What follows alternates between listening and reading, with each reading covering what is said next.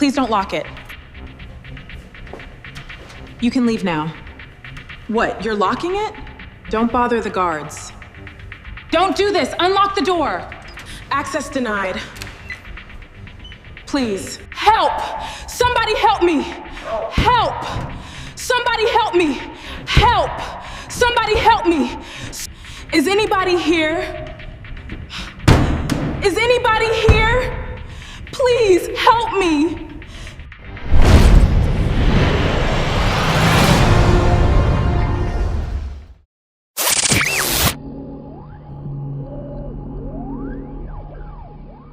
Janitors don't get to question management, Vanessa. When I say leave, you leave. Patricia Moore's voice carried through the nearly empty west corridor of the Franklin Judicial Administration building, calm enough to make the insult feel deliberate. Vanessa Price stopped beside her gray cleaning cart, one hand resting on its handle. She looked through the reinforced glass security door at Patricia, then toward the digital clock above it. 8:07 p.m. Her shift had ended 7 minutes earlier, but the section on her checklist was still unfinished. "I have one room left," Vanessa said. Patricia lifted her access card. "Not anymore." The reader beeped. A heavy magnetic lock snapped into place between them. Vanessa reached for the handle. It would not move. She tried her employee badge. Red light. Access denied.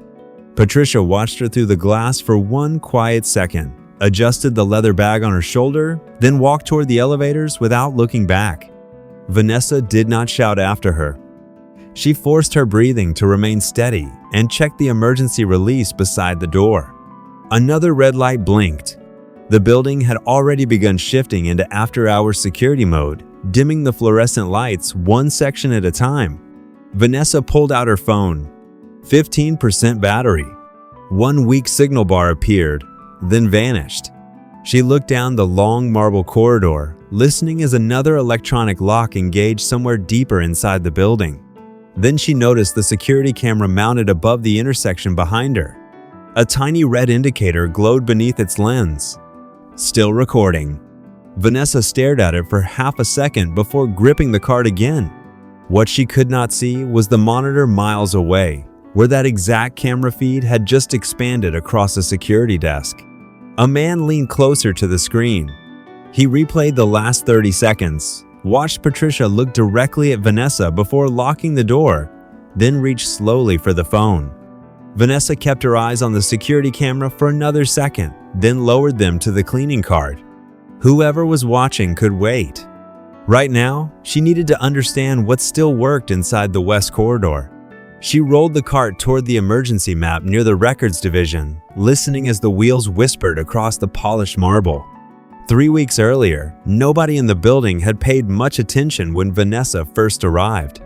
She was 30 years old, quiet, dependable, and dressed in the same maintenance uniform as everyone else assigned to the night crew. She learned names quickly. She remembered which offices needed extra trash liners, which elevators became unreliable after 8 o'clock, and which older employees appreciated someone holding the service door when their hands were full. She also noticed things people rarely said aloud.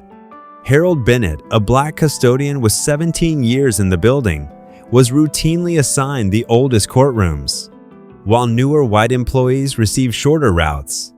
Denise Carter had requested overtime 4 times and received none, even as employees with less seniority appeared on the weekend schedule. Patricia called white maintenance workers by their first names. Black workers were often simply janitor, cleaner, or maintenance. Vanessa never confronted Patricia about those differences. Not yet. She watched. She listened. She remembered exact words. That evening, one detail had troubled her more than the others. Shortly before 7 o'clock, while replacing liners near the records office, Vanessa had noticed 2 archive boxes on a rolling cart beside a secured storage room. Bright orange disposal labels covered both boxes. The dates were wrong. Vanessa knew because a retention schedule had been posted beside the records desk all week, and she had read it while waiting for a supply closet to be unlocked. Those boxes were not supposed to leave the building for another 6 months. She had not opened them. She had not touched them. She had only stopped long enough to read the labels twice. That was when Patricia appeared behind her. "What exactly are you looking at?" Vanessa remembered the question now as she reached the emergency map. Patricia had sounded different then. Not annoyed. Alert. Vanessa had answered truthfully. She said the disposal dates did not appear to match the posted schedule. Patricia's face had remained composed, but something in her eyes changed. 5 minutes later, Vanessa's route was suddenly being questioned. 10 minutes after that, Patricia was telling her to leave. Now Vanessa stood locked inside the same corridor, with 15% battery and no reliable signal. She studied the map carefully. A mechanical emergency station was marked near the archive rooms, roughly 100 feet away. She turned the cart in that direction. Then she stopped. From somewhere beyond the records office came a faint sound. Not machinery, not an electronic lock. A human voice, low enough that she almost missed it, followed by the scrape of something against the floor. Vanessa looked toward the darkened corridor. "Hello?" she called. Silence answered first. Then the sound came again. Someone else was still inside. Vanessa left the cleaning cart beside the emergency map and followed the sound toward the records office. Her steps stayed measured. The corridor was dim now, but not dark, and the emergency lights gave her enough visibility to avoid using her phone. The voice came again, clearer this time. "Is somebody there?" Vanessa stopped near the corner. "Yes, I'm here." A man answered from beyond the archive doorway. Thank God. Vanessa recognized the voice before she saw him. Leonard Brooks worked with building engineering and often handled late maintenance calls. He was sitting on the floor beside a metal shelving unit, looking exhausted and unsteady. Vanessa moved closer without rushing him. "Leonard, stay where you are. Are you feeling sick?" He nodded slowly. "Lightheaded. I came down to check the ventilation alarm. Then, everything started spinning." Vanessa crouched several feet away. "Can you talk comfortably?" "I think so." "Good. Do not try to stand yet." She checked her phone. 14% battery. No signal. Leonard noticed the screen and gave a tired sigh. "Reception is terrible back here." "Then we use another system." Vanessa looked toward the hallway. The mechanical emergency station was still ahead, but leaving Leonard alone did not feel right until she understood his condition. "I'm going to stay with you for a minute." Leonard managed a small smile. "Patricia would probably write you up for sitting on the floor." The comment sounded almost playful, but Vanessa heard the history underneath it. "She writes people up for less?" Leonard looked toward the shelves. "Depends on the person." Vanessa waited. She had learned that silence often gave people room to say what they had been carrying. Leonard took a slow breath. "Patricia likes order, her kind of order." He explained that schedules had changed after she became administrator. Some workers received preferred assignments. Others stopped getting overtime. Complaints were submitted, then somehow closed before witnesses were interviewed. Leonard had once asked why Harold Bennett was passed over for a supervisor opening. After training 2 of the applicants, Patricia told him management decisions were above his pay grade. Vanessa felt the pieces moving closer together. Did anyone file a formal complaint? More than one. Leonard glanced toward a rolling cart near the shelving. 2 archive boxes sat beneath bright orange disposal labels. The same boxes Vanessa had noticed earlier. "Those showed up tonight," he said. "Patricia asked me whether the storage room ventilation would be shut down over the weekend." Strange question for somebody who never comes down here. Vanessa did not approach the boxes. She remained beside Leonard. "Do you know what is inside?" "No, but I know they were not here yesterday." Vanessa looked toward the nearest box. One folder had shifted against the lid, leaving only part of its printed heading visible. She could make out 3 words: Workplace Discrimination Review. Before she could read anything else, a soft electronic tone sounded from the hallway. Vanessa turned toward the doorway. Somewhere nearby, an access panel had just been activated. Then came another sound. Footsteps. Slow, deliberate, and getting closer. Vanessa raised one finger toward Leonard, asking him to stay quiet, then stepped carefully into the hallway. The footsteps stopped. For several seconds, nothing moved beyond the pale emergency lights. Then a voice called from behind the next secured door. "Building security. Is anyone in the West Records section?" Vanessa released the breath she had been holding. Yes, 2 people. One employee is feeling lightheaded and needs assistance. The officer answered immediately. "Stay where you are. This access point is not responding. We are requesting an override." Vanessa returned to Leonard. "Security is here." His shoulders relaxed. That was fast. Vanessa thought about the camera above the corridor, but she said nothing. Someone might have noticed them, or the mechanical system might have triggered an alert. Either way, help was closer now. She folded her maintenance jacket and placed it behind Leonard, so he could rest more comfortably against the shelving. As she adjusted it, her eyes passed over the archive card again. The exposed folder still showed the words Workplace Discrimination Review. Beneath that heading, another line was visible now. Employee Assignment Practices. Vanessa looked away. Leonard needed her attention more than a box of records did. "Tell me something," she said gently. "Did Patricia know you were working down here tonight?" Leonard nodded. She approved the ventilation check herself. Vanessa became still. "What time?" "Around 6:30. That answer changed the shape of the evening. Patricia had known Leonard was in the records section. She had also known Vanessa was standing behind the security door. When she locked it, Vanessa did not say the conclusion aloud. Facts first, conclusions later. She checked her phone again. 13%. One signal bar appeared. Vanessa immediately sent a short message to the building emergency number with their location and Leonard's condition. The message remained pending. Then Leonard looked toward the orange labels. "Vanessa, those boxes bother you, do they not?" "The dates bother me." "Why?" "Because they do not match the retention schedule posted upstairs." Leonard studied her. Most people cleaning this floor would never notice that.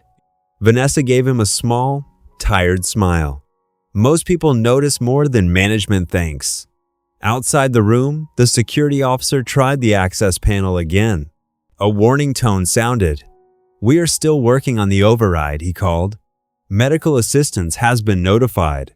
Vanessa thanked him, then sat on the floor near Leonard, far from the building. A compliance supervisor watched the same scene on a live monitor. He had already replayed Patricia's departure twice. Now he opened the electronic access history. Patricia's card had secured the West Corridor at 8:07. 4 minutes later, her authorized mobile account had accessed the West Corridor camera for 19 seconds. The supervisor stared at that entry. Patricia had not merely walked away. She had checked the camera afterward. He reached for his telephone again. This time, he did not call building security. He called the chief compliance officer. Vanessa stayed beside Leonard, while another failed override tone echoed through the corridor.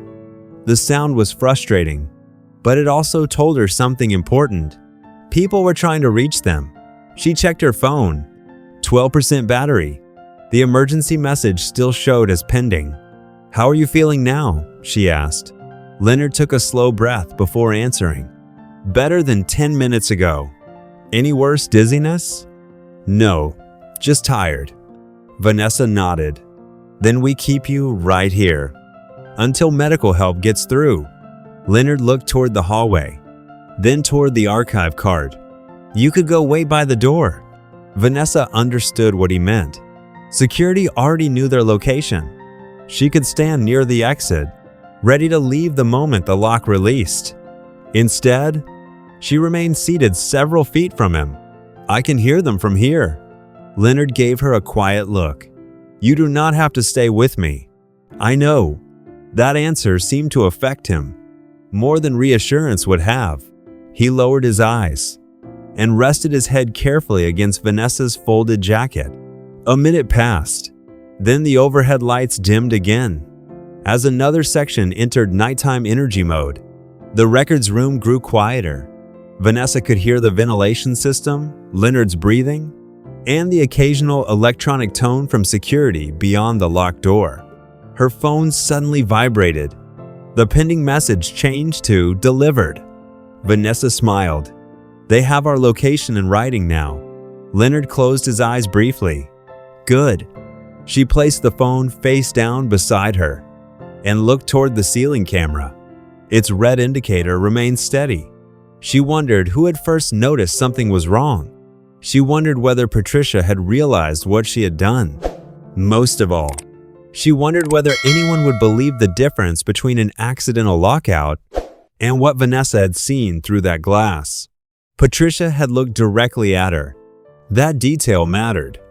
Vanessa had learned long ago that memory could be challenged, tone could be debated, and intention could be denied. A recording was different. Beyond the secured door, the officer called again. Vanessa, we have emergency medical personnel on the floor. We're attempting a manual release now. Understood, she answered. Leonard opened his eyes. They know your name? Vanessa glanced toward the camera. Apparently, somebody has been paying attention. Miles away, Chief Compliance Officer Daniel Whitmore entered the monitoring room and stood behind the supervisor's chair. No explanation came first. The supervisor simply played the footage. Patricia appeared on screen. Vanessa stood behind the glass. Their eyes met. Patricia raised her access card. The lock engaged. She walked away. Daniel watched the sequence twice.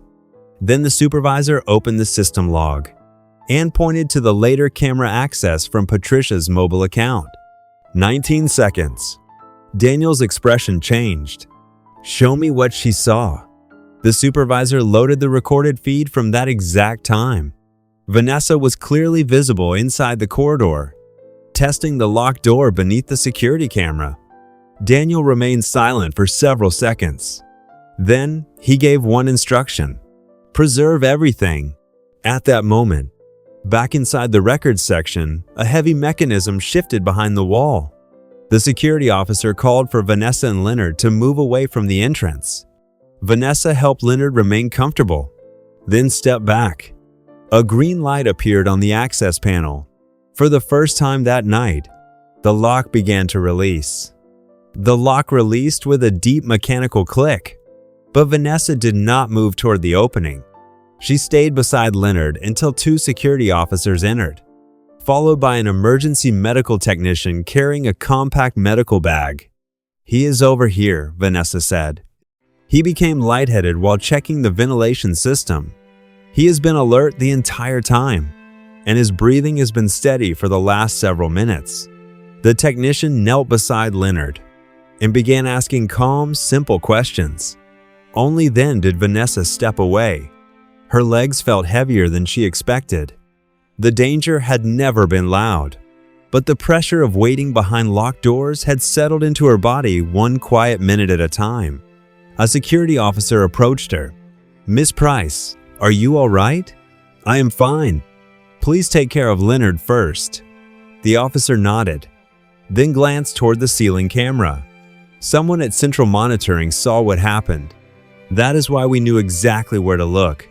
Vanessa followed his eyes toward the small red light. For the first time that night, the camera did not feel distant. It felt like a witness. Behind her, Leonard was answering the technician's questions. When one of the archive boxes shifted slightly on the rolling cart, the exposed folder remained visible. Vanessa noticed a security officer looking toward it. Nobody has touched those since we came in, she said. The officer turned to her.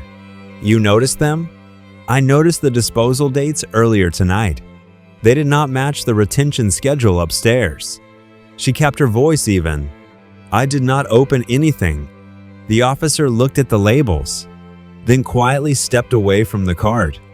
Leave them exactly where they are. A few minutes later, Leonard was helped onto a transport chair. Before security guided him toward the elevator, he reached for Vanessa's hand. "You could have left me the second that door opened."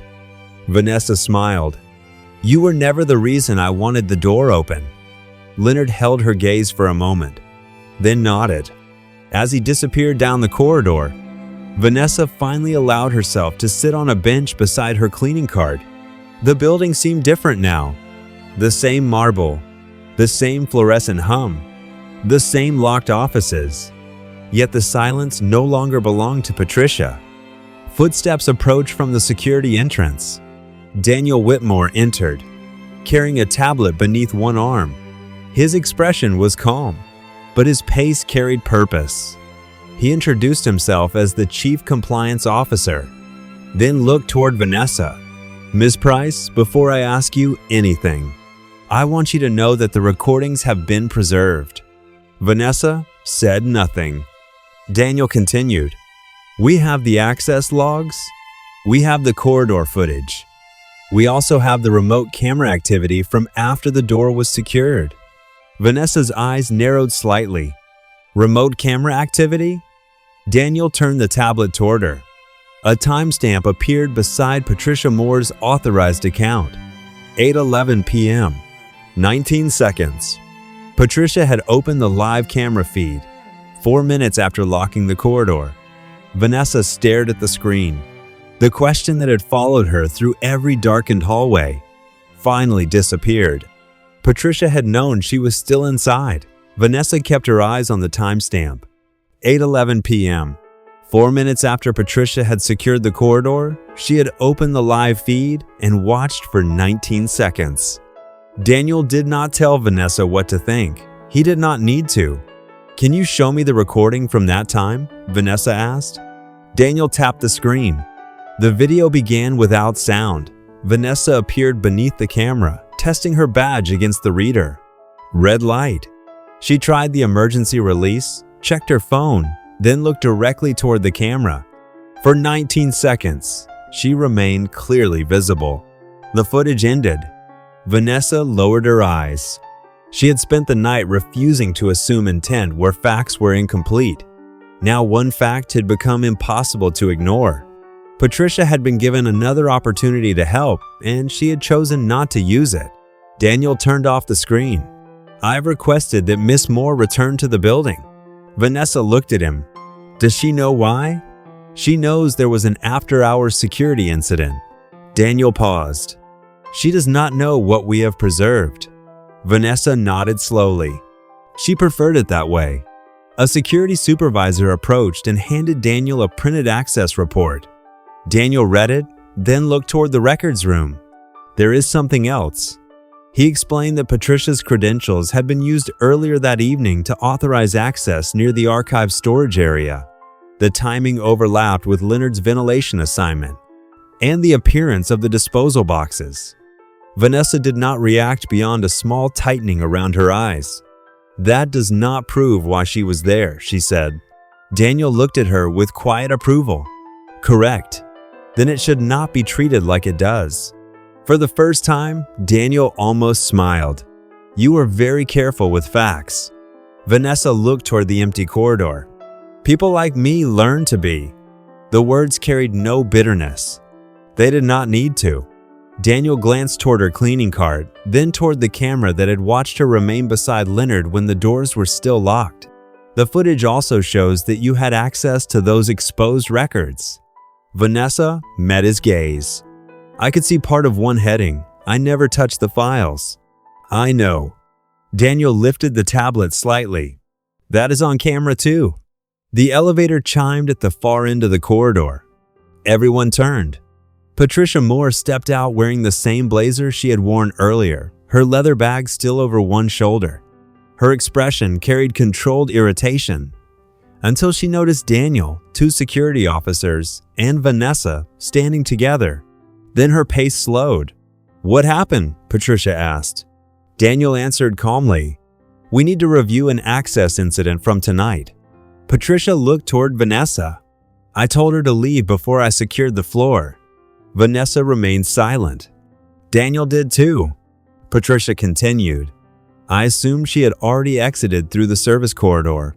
Daniel unlocked his tablet. Then there should be no problem reviewing the footage. Patricia's face changed almost imperceptibly. Daniel placed the tablet on the counter between them. The first recording began.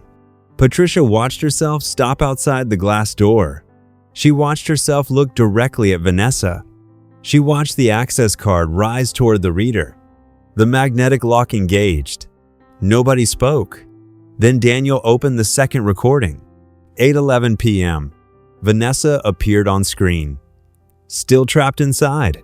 Above the video was the account that had accessed the feed. Patricia Moore.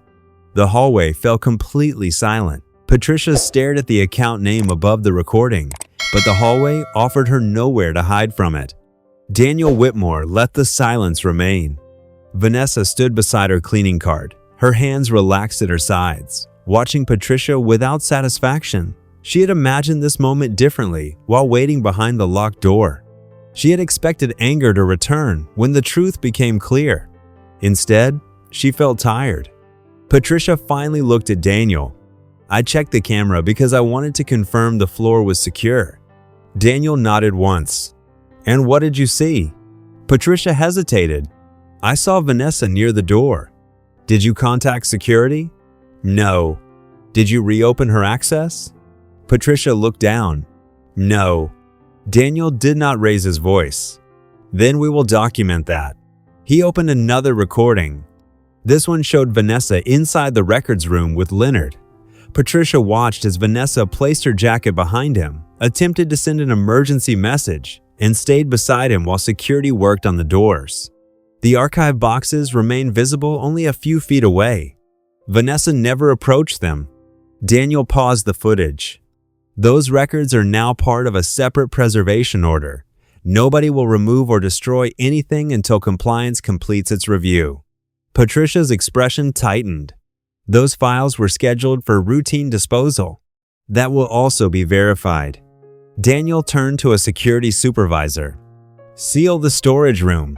Preserve tonight's access history, camera footage, disposal authorizations, employee schedules, overtime records, and discrimination complaints from the previous 12 months. Patricia looked toward Vanessa. You planned this. Vanessa held her gaze. I planned to finish my shift. The simplicity of the answer seemed to unsettle Patricia more than an accusation could have. You were watching me, Patricia said. Vanessa shook her head. I was paying attention. Another silence followed. Patricia's shoulders lowered slightly. You think everything I did was about race. Vanessa answered carefully. I think Harold deserved to be called by his name. I think Denise deserved the same chance at overtime as everyone else. I think complaints deserve to remain in the system long enough to be investigated. And tonight, I think you knew I was behind that door. Patricia looked toward the tablet. She could dispute Vanessa's interpretation of months of decisions. She could not dispute 19 seconds of video. Daniel closed the screen. Effective immediately. Your administrative access is suspended pending formal review. Patricia looked at him sharply, then toward the security officers. No one moved against her. No one needed to.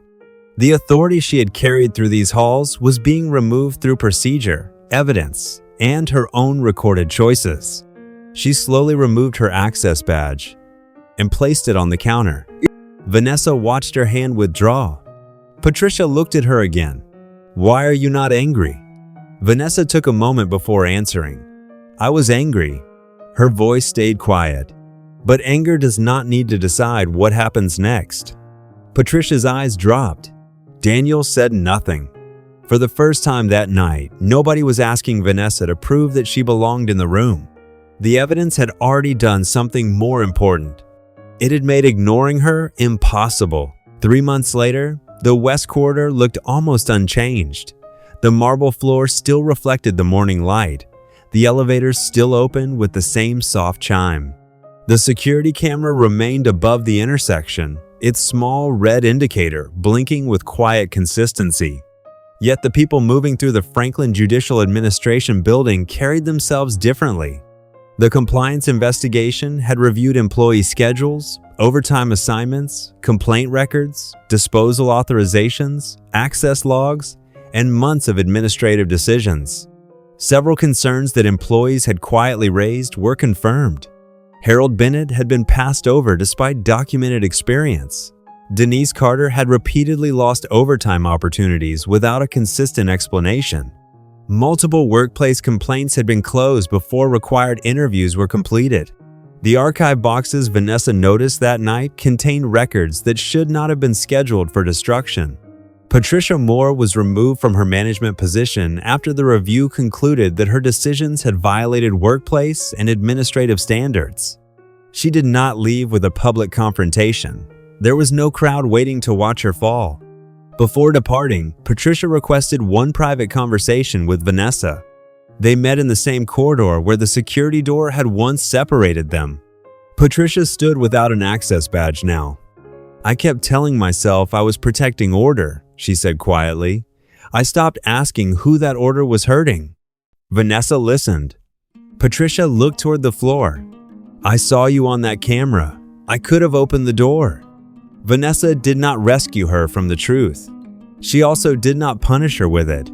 "You cannot change that night," Vanessa said. "You can change what you do after understanding it." Patricia nodded, and for once, she had no answer prepared. Leonard Brooks returned to work after receiving medical clearance. His schedule was adjusted, and he never again worked alone in the records section after hours. New emergency releases were installed throughout the West Wing. Overtime assignments became transparent. Employee complaints went directly to an independent compliance office. Most important to Vanessa, workers began hearing their names again. One Monday morning, she walked through the building without a cleaning cart. She had accepted a position on an employee fairness committee created after the investigation, not because she wanted authority, but because she knew what being overlooked felt like. Near the West Corridor, she saw a young black maintenance worker approaching with a supply cart. A white administrator reached the security door first. He opened it, stepped aside, and held it without hesitation. "After you, Marcus." "Thank you, sir."